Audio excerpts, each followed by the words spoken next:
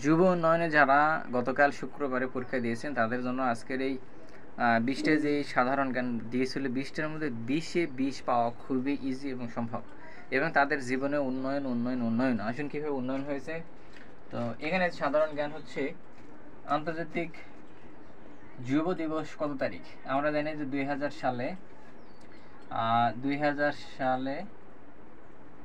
12ই August 2000 সালে 12ই August হলো আন্তর্জাতিক যুব দিবস। স্থলবন্দর কোথায়? স্থলবন্দর ও জলবন্দর। আমরা জানি জলবন্দর হচ্ছে চট্টগ্রাম, স্থলবন্দর হচ্ছে আমাদের বাংলাদেশের সর্ব উত্তরে পঞ্চগড় স্থলবন্দর।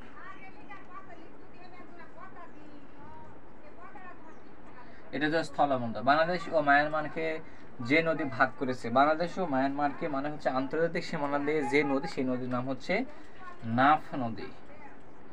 এবং এটা হচ্ছে নাফ নদী বাংলাদেশ ও মায়ানমারকে ভাগ করে এবং বাংলাদেশ ও মায়ানমারের আন্তর্জাতিক সীমারেখা হচ্ছে 280 বর্গ কিলোমিটার 280। এরপর বলছে জাতীয় পতাকার অনুপাত কত? জাতীয় পতাকার অনুপাত আমরা জানি 6:10। যদি এইটাকে যদি ভাগ করা হয় তাহলে হবে কত? কাটাকাটি করলে উপরে হবে 3, নিচে হবে 5, তাহলে হচ্ছে কত? 3/5। এরপরে হচ্ছে 36 জুলাই বলতে কি বোঝায়? আমরা যে স্বৈরাচারকে বিমূল আপনার নিঃশেষ করতে যে আন্দোলন করা হয় 5 আগস্ট পর্যন্ত, এই 5 আগস্ট পর্যন্ত 24কে বলা হয় 5 আগস্ট 2024, ইংরেজিকে বলা হয় 36 জুলাই। এরপরে বলা হচ্ছে যে দেখুন যে রপ্তানি আয়ের প্রধান পণ্য কি? বাংলাদেশে একমাত্র পণ্য যেটা বিদেশে রপ্তানি করার মতো সেটা হচ্ছে আমাদের গার্মেন্টস শিল্প অথবা পোশাক। আমরা যেটা বাইরের দেশে দিই সেটাকে বলা হয় রপ্তানি এবং আমরা যেটা বাংলাদেশে এটা আনা হয় সেটাকে বলা হয় আমদানি। তো রপ্তানি করা হয়, এখানে রপ্তানি বলা হচ্ছে পোশাক। এই পোশাক শিল্প আমাদের হচ্ছে রপ্তানি পণ্য। এরপরে বলা হচ্ছে যে সেন্ট মার্টিন এর অপর নাম কি? সেন্ট মার্টিন এর অপর নাম হচ্ছে নারিকেল।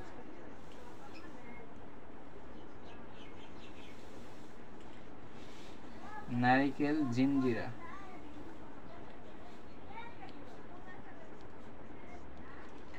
এরপর বলা হচ্ছে যে এসডিজি এর পূর্ণরূপ কি? এসডিজি এর পূর্ণরূপ হচ্ছে sustainable development goal. Sustainable development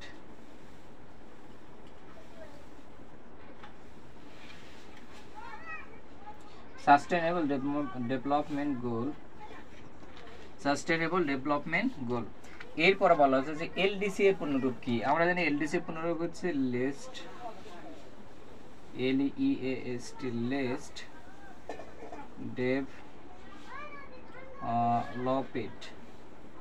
developed country. Development country হচ্ছে LDS, হ্যাঁ LDC। জার্মানের মুদ্রার নাম কি? জার্মানের মুদ্রার নাম আমরা জানি ইউরো। জার্মানের মুদ্রার নাম হচ্ছে ইউরো। 60 গম্বুজ বাংলাদেশের একটা ঐতিহাসিক মসজিদ বলা হয় 60 গম্বুজ মসজিদ। এই 60 গম্বুজ মসজিদ হচ্ছে বাগেরহাটে অবস্থিত। এটা হচ্ছে বাগেরহাট।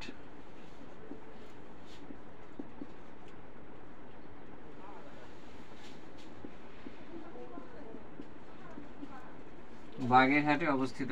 এবারে বলা হচ্ছে করোনা 19, মানে হচ্ছে করোনা 19 আমাদের সবচেয়ে গুরুত্বপূর্ণ একটা হচ্ছে যে মহামারী রোগ। এই করোনা 19 এটাকে বা কোভিড-19 বলা হয়। এটা কোন শহরে হয়? এটা হচ্ছে চীনের উহান শহর। চীনের উহান শহর এটার হচ্ছে উৎপত্তি স্থল। বস ইউনুস স্যার, আমাদের যে বর্তমানে যে লিডার নেতা ইউনুস স্যার, তিনি কত সালে নোবেল পুরস্কার পান? তিনি নোবেল পুরস্কার পান 2006 সাল। 2006 সাল। জাতীয় পাখির নাম কি? আমরা সবাই জানি, ছোট বাচ্চাদের পড়ানো হয় দোয়েল। এরপরে বলা হচ্ছে জাতীয় পাখির নামের পরে বাংলাদেশ ম্যানগ্রোভ ফরেস্ট বলা হয় কাকে? আমরা সবাই জানি সুন্দরবন। Sundarban mangrove forest. এরপরে বলা হয় লালবাগ কেল্লা কোথা কে নির্মাণ করে? শায়েস্তা খান। লালবাগ কেল্লা শায়েস্তা খান নির্মাণ করেন। ভাষানচর কোন জেলায় অবস্থিত? আমরা সবাই জানি চাচা আমাদের চাচা যে ছিল সেই চাচা অভিনয় নেতা অভিনয়বিদ। নোয়াখালী। নোয়াখালী কাদের চাচার বাড়ি, সেখানেই হচ্ছে ভাষানচর অবস্থিত। সর্বশেষ হলো সর্বপ্রাচীন জনপদের নাম কি? পন্ডু। পন্ডুনগর হচ্ছে সবচেয়ে প্রাচীন জনবসতি। এই যে 20টা জিকে, এটা হচ্ছে গত শুক্রবার যুব উন্নয়নের যারাই পরীক্ষা দিয়েছে তাদের জীবনে উন্নয়ন উন্নয়ন উন্নয়ন ভেসে যাক।